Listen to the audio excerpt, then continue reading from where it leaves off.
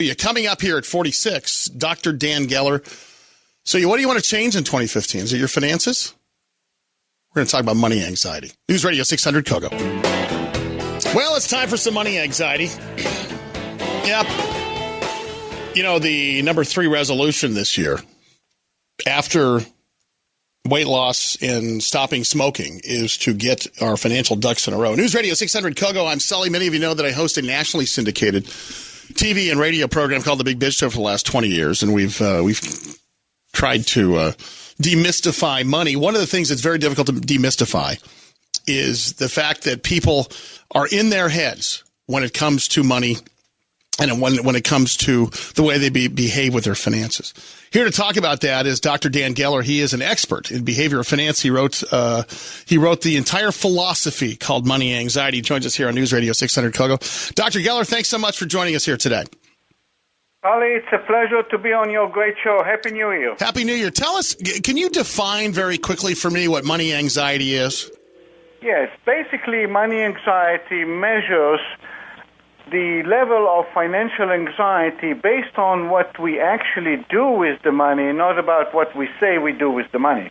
You know, there are different indices that measure consumer confidence, consumer sentiment. Those are all survey-based indices that are based on what people are saying, so it's very subjective. The money anxiety and the money anxiety index actually looks at what people do with their money in 2 ways, saving and spending, which are the 2 pillars of the U.S. economy. And really what it comes down to is we sort of all spend when we feel safe, and we tighten our pocketbooks when we feel scared, a la 2007, 2008. Exactly. That's really the essence of the whole principle of money anxiety. You said it better than I did. You know, I say a lot on both shows that we lament our losses 3 times more than we celebrate our gains. Why is it that we hate to lose so much when it comes to money? Because the emotional impact of a loss is greater than the emotional impact of a win. And not only that, but when the level of money anxiety increases, the ratio between the impact of loss and the impact of winning goes even higher. In other words, we are much more risk-averse at higher level of money anxiety. So let me ask this going into the new year here. Dr. Dan Geller joins us here. Moneyanxiety.com is his website. That's the name of the book. That's the name of the index as well. People want to make changes for the new year, Dr. Geller. People want to change the way they've been spending. They want to start saving more. What are the takeaways here? What are the easy sort of quick fixes, or are there any? Yes, there are, and a great question. This goes to the essence of what's happening.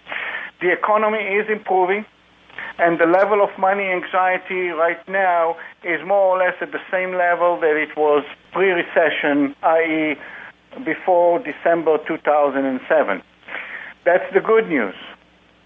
The bad news is that we are starting to spend more. For example, November consumer consumption is 3% over November of last year. That's excellent. That's apples to apples. Which means we're spending more money, right?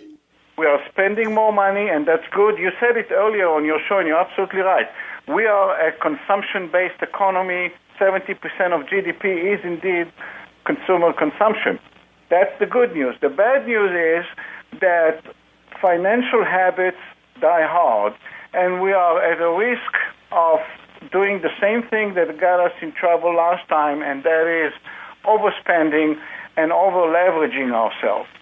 And if we do that and spend beyond our means, then any type of a jolt in the economy can put us under. That's exactly, I mean, he's exactly right. Dr. Dan Geller, you can also hear on the Big Biz Show. He'll be joining me here next week, and we'll have him back in the show. Dan, thank you so much. Happy New Year to you. Again, take a look at the website, moneyanxiety.com.